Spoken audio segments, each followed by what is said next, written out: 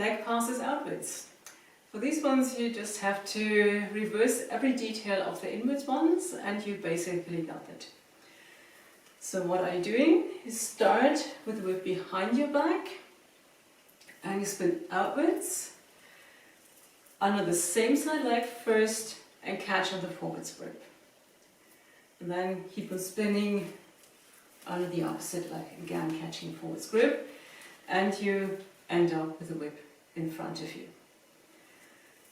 Once again, starting with the whip behind you, spinning outwards, then under the same side leg first, catching here in the forwards grip.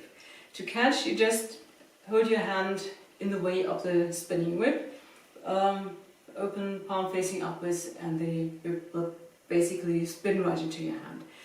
Sometimes you might catch just on your arm. It happens to me quite often, but it's at least better than not catching at all. And you can just slide onto the fibers and keep on spinning. Or go into some other stuff where you need your whip just on your wrists. Just improvise if you mess up somehow.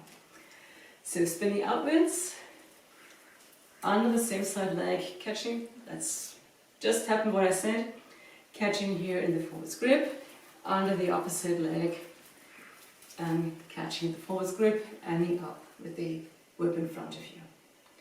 Other side, same thing. Start with the whip behind you, spinning outwards, under the same side leg first, catching in the forwards grip, just hold the hand in the way, palm facing upwards, and the whip will spin right into your hand if you are at the right place with your hand. Keep on spinning, some extra spins in between at first, under the opposite leg, and then you end up with the whip in front of you.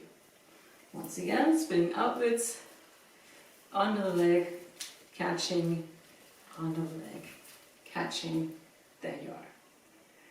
At first you might need a couple of extra spins in between when you got the whip between your legs, but eventually you can skip these extra spins and just go from leg to leg like this.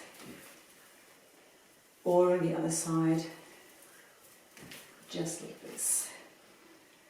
It can also be tricky at first really to keep the whip spinning in circles, or at least fulfilling the circle when the whip comes up between your legs, and not at first just when you let go off somewhere to the side where you can't really catch it. So that might need some practice to get the whip really around to the point where you can catch it again. So to give it the direction, there might be a little bit of isolating involved in there. I'm not absolutely sure about the micro movements that are going on there, but you might have to figure that out yourself.